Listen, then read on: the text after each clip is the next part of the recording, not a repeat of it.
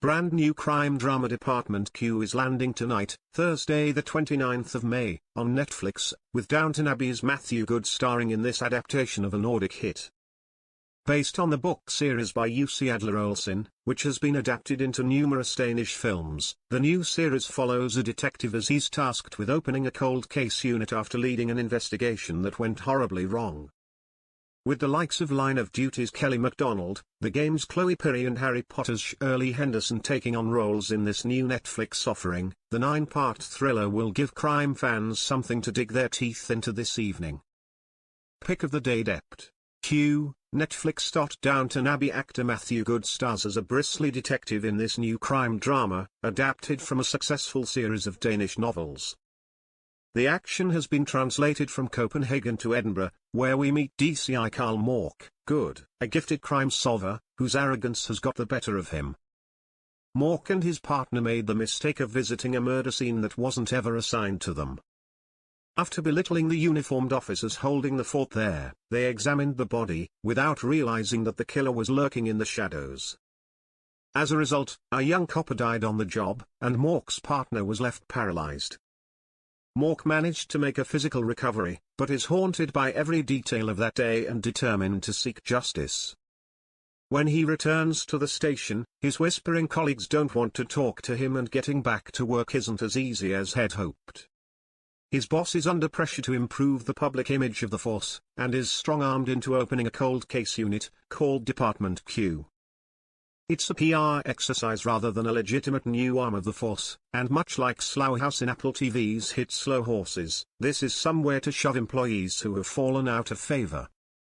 It's the perfect assignment for Mork. He may be unpopular, but his intellectual brilliance and unique approach could solve a few impossible cases. Also starring Kelly MacDonald as Mork's spiky therapist, Dr. Rachel Irving. Britain under the Nazis, The Forgotten Occupation, Channel 4, 8 p.m. Marking the 80th anniversary of the liberation of the Channel Islands, this documentary tells the story of the Brits who lived under Nazi occupation during World War II.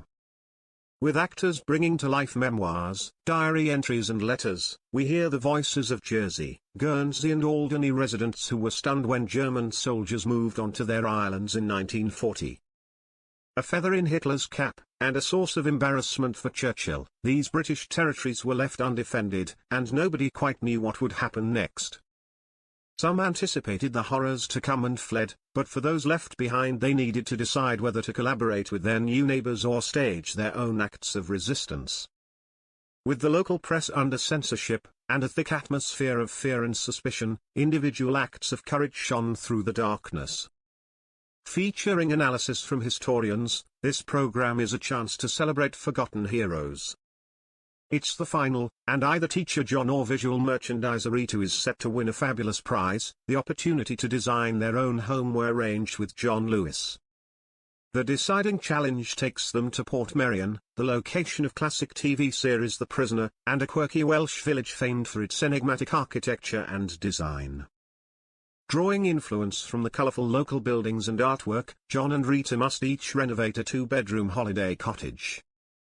They have a budget of £6,500, 3 days to work and the help of former competitors Craig and Bryony to get them across the finish line. John is channeling the Mediterranean with lemons on the wall and bold colours, while Rita wants a cozy chocolate box vibe.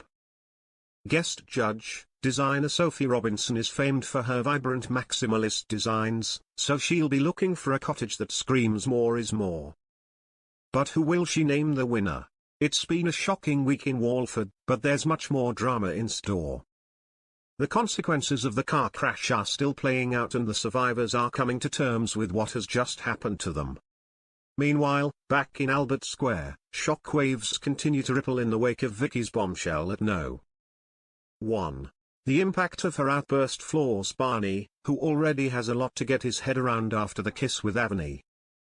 Jacob insists that Sarah is selfish for wanting a baby at this point in her life.